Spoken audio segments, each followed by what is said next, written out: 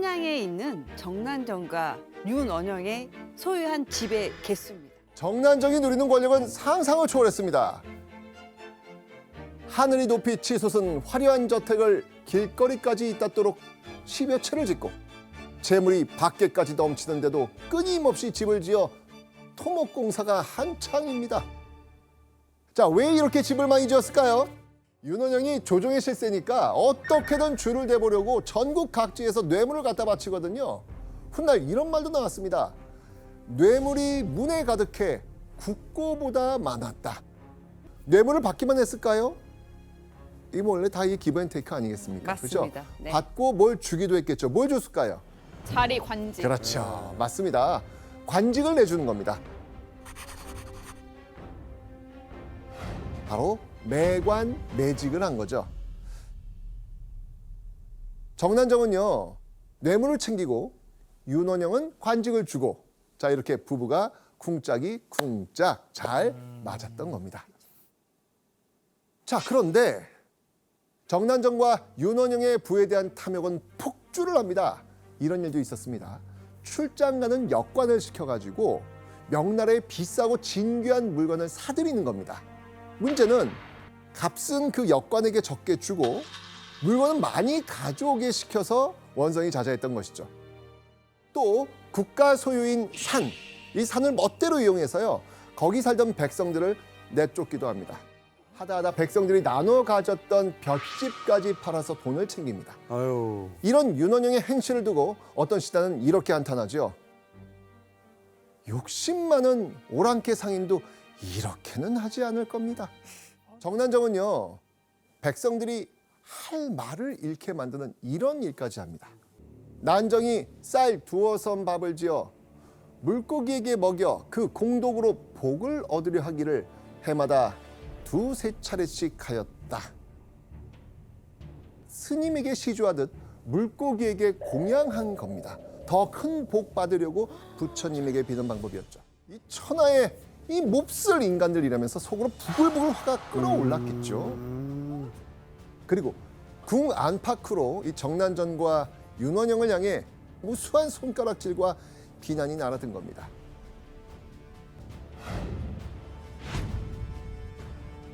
심지어 정난정과 윤원영은요, 왕실에서 누리는 것들까지 집에서 누리기도 합니다.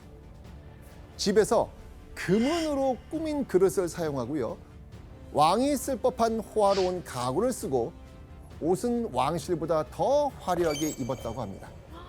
와, 어느 정도였냐면 그 왕실 소유의 말에 정난정을 태우고 다녔어요. 왕실 소유의 말인데 왕실 마국간에서 관리하는 말은 왕이 거동을 하거나 그 고위 간직에게 이렇게 내리는 하사품이라 네. 첩인 신분으로서 그 말을 탄다는 거는 말이 안 돼. 말도 안 되는 얘기예요. 흡사 왕과 왕비를 흉내냈던 것 같지 않습니까? 윤원영과 정난정 부부는요, 어느새 사대부와 왕실의 눈치도 보지 않는 겁니다. 이렇게까지 부부가 폭주를 하는데 조정에서는 이걸 막을 생각을 안 하나요? 윤원영은 조정을 전부 자기 편으로 이렇게 채워나가게 됩니다. 의정부뿐만 아니라 인사권을 가진 이조와 병조를 비롯해가지고 6조까지 장악을 해나가게 되죠. 그래서 당시의 대신들이라든가 대관들도 사실적으로 윤원영과 같은 편이었기 때문에 정치적으로 그래서 윤원영에 대한 비판이 일어나기가 굉장히 어려웠습니다. 자, 그렇게 남편 덕에 당대 큰 부귀 영화를 누리고 있는 정난정. 그러던 1549년 9월, 정난정은 실감이 안 날 정도로 기쁜 소식을 접합니다.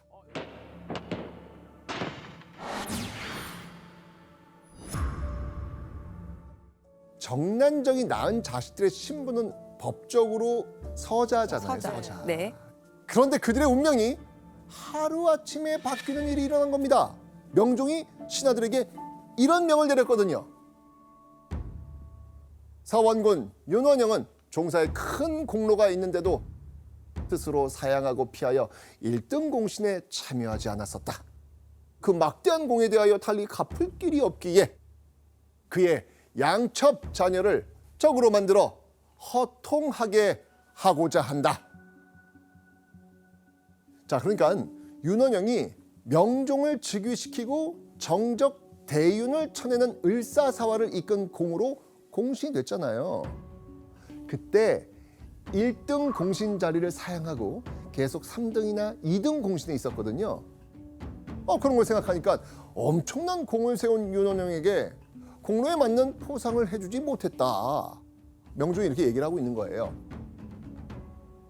그래서 명종이 윤원영과 정난정 사이에서 낳은 서자들, 그 서자들을 적자로 만들어서 허통하게 해주겠다. 즉 과거를 봐서 양반이 될 수 있게 해주는 걸 의미하는 것이죠. 이때까지 서자인 정난정 자식들은요, 문과는 꿈도 못 꾸고 있었습니다. 그런데 명종이 정난정 자식들을 적자로 만들어서 이 문과 시험의 길을 활짝 열어준 겁니다.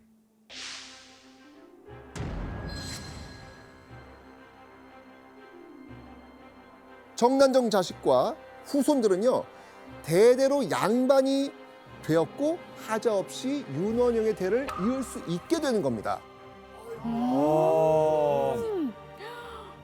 근데 교수님, 그래도 유교나라 조선에서 뭔가 신문 질서를 지키는 게 엄청 중요한 거 아니에요?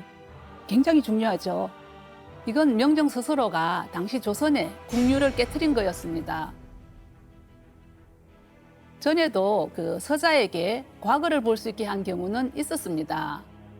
그런데 이거는 신분제도 자체를 서자에서 적자로 만든 경우이기 때문에 굉장히 드문 케이스죠. 그러니까 이게 명종이요, 이게 말도 안 되는 특혜 중에 특혜를 지금 내린 겁니다. 서자인 자식들을 양반으로 만드는 데 성공한 정난정 부부. 윤원영과 정난정의 위세는 하늘을 찌를 듯했습니다. 그래서 윤원영은요, 이 위세를 이용해서 이 일을 실행에 옮기기로 합니다. 윤원영은 패첩에게 현혹되어 적처에 자리를 빼앗아 주려고 은밀히 계획하더니 마침내 조강지처를 벌였다. 원래 조선의 법도는요, 처첩의 구분과 차별이 심해서 첩은 처가 될 수 없다라고 명시하고 있습니다.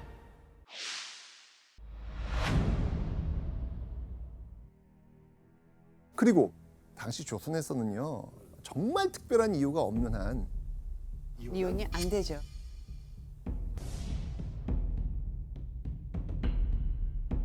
자, 그렇다면 윤원영은 아내를 어떻게 쫓아냈을까요? 바로 명종에게 정실부인 김씨와 이혼시켜달라고 청한 겁니다. 윤원영은요, 김씨가 악행을 저질렀다면서 이혼할 명분을 만든 거예요. 이때 수렴청정하던 문종왕후, 난정이 내가 영부사의 정실 부인이 되어주는 것이 내 소망이니라. 묻지도 따지지도 않고 바로 허락해 줍니다. 참으로 백골난망이옵니다.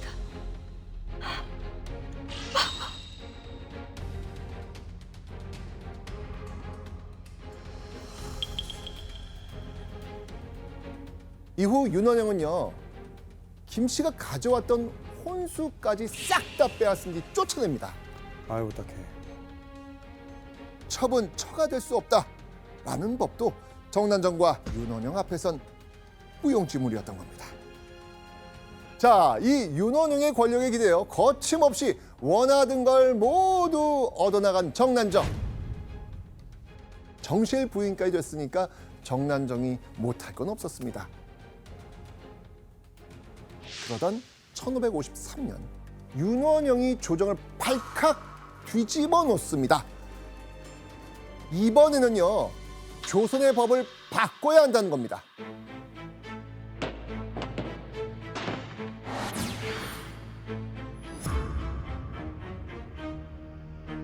서울 방금법의 방금은요, 막고 반대한다는 뜻인데요. 쉽게 말해서 서자와 얼자들이 고위 문관직에 나간 걸 막고 반대한 법입니다.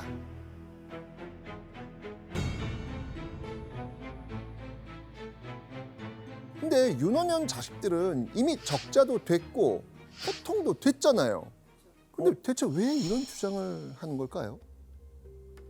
문정왕후가 8년 만에 수렴청정을 거두겠다고 한 겁니다. 명종의 나이가 20살이 되었거든요. 정난정과 윤원영은 문정왕후가 철렴하면서 아무래도 세력이 좀 약화되니까 걱정거리가 생긴 것 같아요. 혹시 권력이 떨어졌을 때 적자가 된 자기의 아이들이 다시 서자로 되돌려지지 않을까 하는 불안이 생겼던 것 같아요. 사람 일 어떻게 될지 모르잖아요. 아까 세력이 떨어지면 다시 바뀔 수도 있는 거잖아요. 제가 바꿨듯이. 우리 자식들이 고위간직에 오르면 그렇게 많이 올라온 서얼들이 있으니 누가 얘기할 사람이 없잖아요.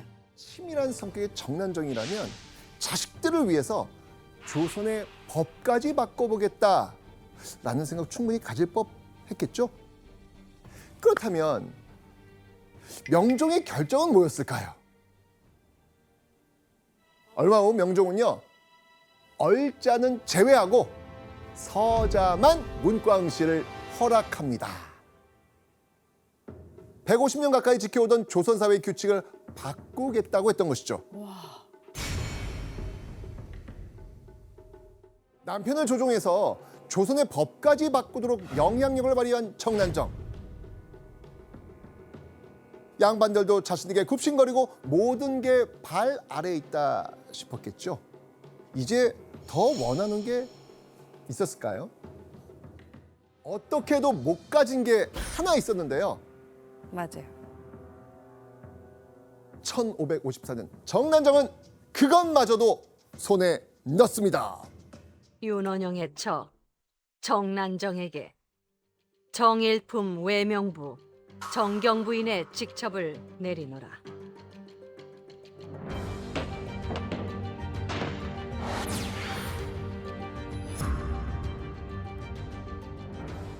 정경부인은요, 남편이 일품의 품계에 오르면 그 정실 부인에게 내려지는 직첩이었습니다. 이때 윤원영이 정일품 부원군이 되었거든요. 그래서 정난정이 부원군 부인 자격으로 정경부인을 받은 거였습니다. 당시로 봤을 때 법적으로 첩이나 그다음에 재가한 여성들 또는 개가한 여성이라고도 하는데 그 재혼한 여성에게는 주지 않고 오직 정처에게만 이제 줬던 자리가 제일품의 정경부인이라고 얘기를 할 수 있습니다. 조선에서 정경부인은 남편을 일품이라는 지위를 받기까지 성공의 길로 잘 내조한 부인이 누릴 수 있었던 명예로운 직첩이었습니다. 그런 자리에 정난정이 올랐다? 그렇게 일심동체로 국정을 농단한 건 예사고요. 명예까지 얻어가던 정난정과 윤원영. 어느 날부터 그런 정난정의 머릿속에 이런 생각이 점점 커집니다. 이 권력을 더 오래 누리려면 확실한 끈을 만들어야 되겠다.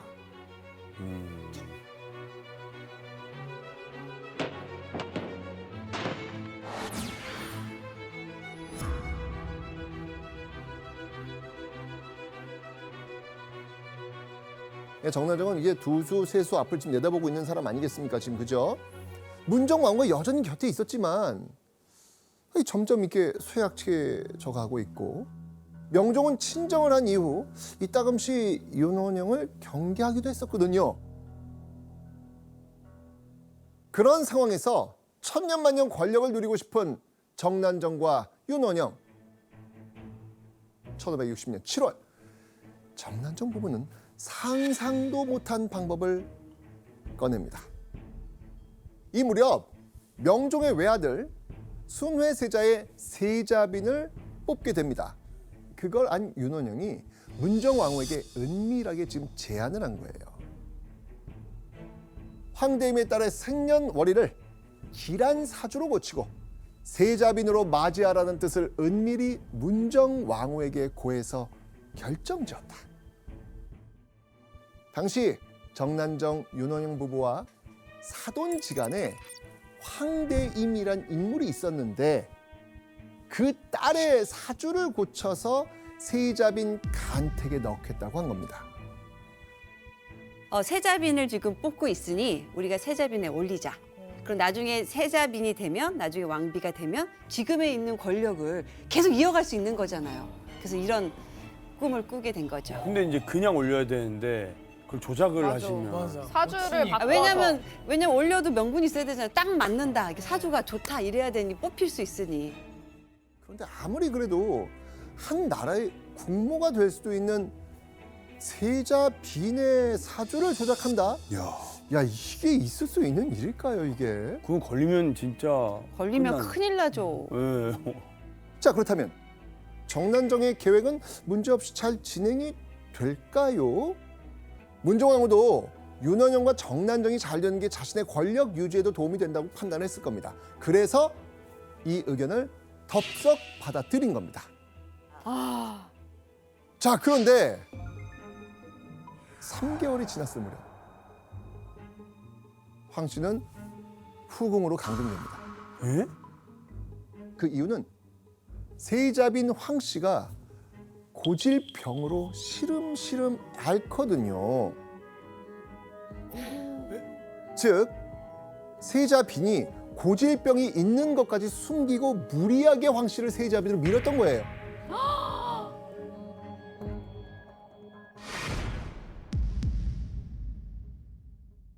그런데요, 이 정난정의 집착은 여기서 끝나지 않습니다. 정난정과 윤원영이 왕의 자리를 노리는 일까지 벌어집니다. 1563년 9월 명종의 하나뿐인 아들 순혜세자가 13세 나이로 생을 마감합니다. 갑자기 후계자 자리가 텅 비니까 이때 정난정과 윤원영이 머리를 굴립니다. 증종의 서자인 그 덕훈군의 아들, 그러니까 명종의 조카예요. 조카를 사이로 맞으려고 한 거죠. 정난정 부부는요, 딸을 종친과 결혼시킨 후 사위를 명종의 양자로 놓겠다는 겁니다. 정난정은 어느새 왕위까지 좌지우지하겠다는 그 욕망까지 품었던 겁니다. 근데 이건 위험한 거 아니에요, 교수님? 위험한 발상이긴 한데 정난정과 윤원영은 가능하다고 생각했던 것 같아요. 왕의 장인이 되면 더 큰 부귀와 권력을 얻을 수 있다, 이렇게 본 거죠. 그러나 이 모의는 결국 명종의 반대로 실패하게 됩니다.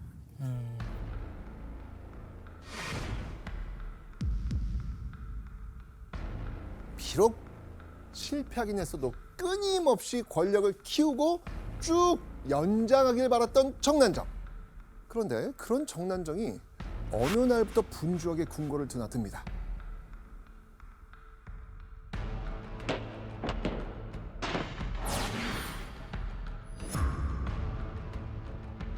(1565년) 명종이 조선을 다스린 지 20년째 되던 해였습니다. 65살에 접어든 문정왕후가 병으로 앓아누웠거든요.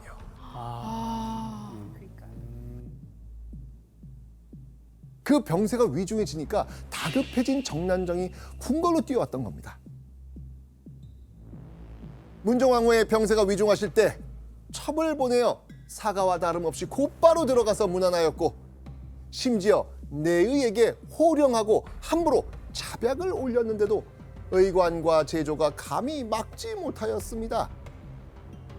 정난정이 데뷔 전에 제멋대로 드나들면서 내의를 마음대로 부리면서 잡스러운 약을 썼다는 거예요.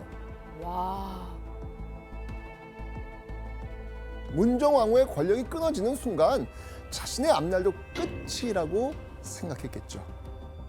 그래서 어떻게든 문정왕후를 살려야겠다고 생각하지 않았을까요? 그런데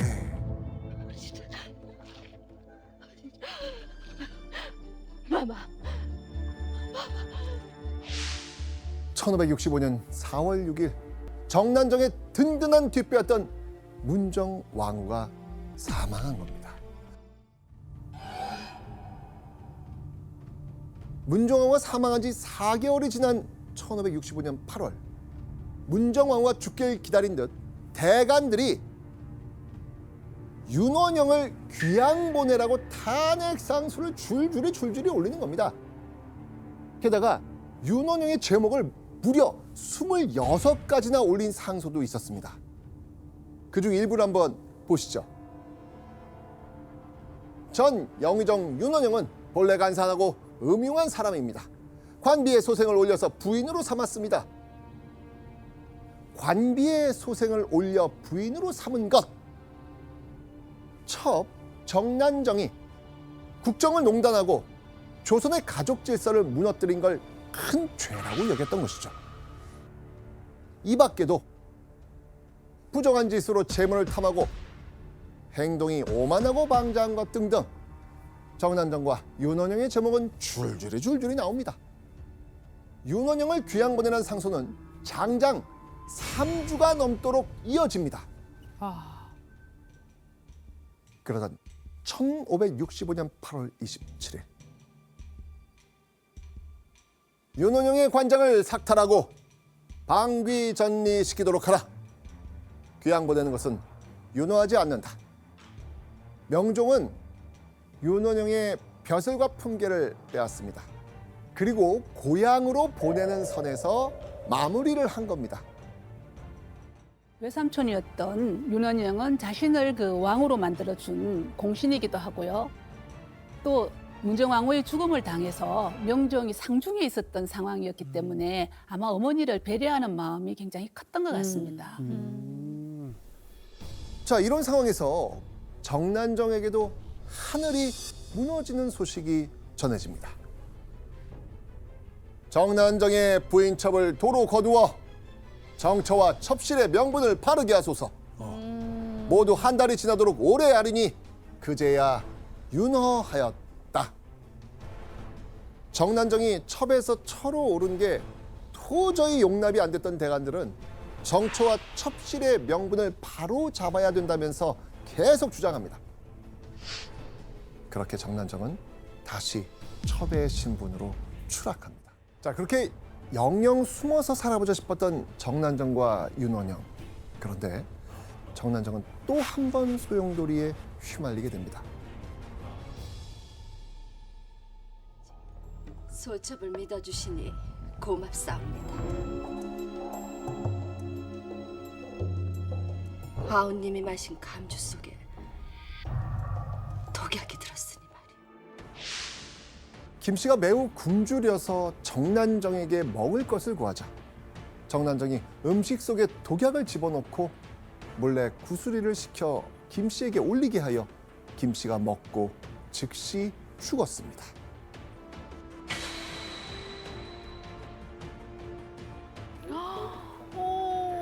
그리고 이걸 고발한 사람은 다름 아닌 김씨의 어머니였어요. 어머니.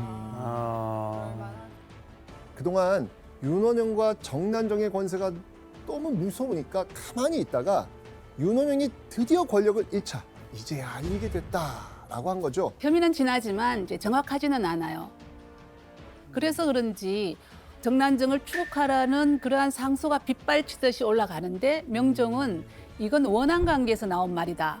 이렇게 얘기하면서 추국하지 않습니다. 그러나 결국 정난정은 조선 최고의 악녀라고 하는 그러한 낙인이 이제 찍히게 되는 결정적 사항이 되게 되죠.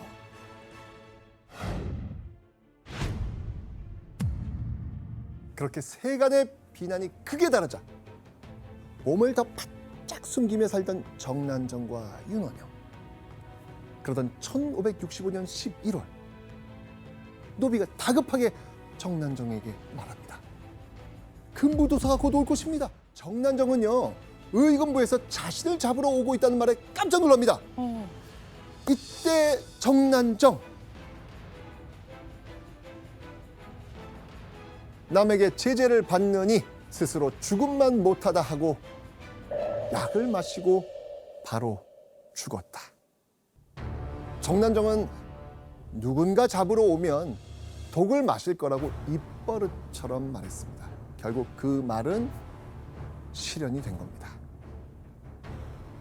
그런데 이 정난정의 사망 소식을 들은 명종 의아해합니다. 명종은 정난정의 체포를 명령하지 않았거든요.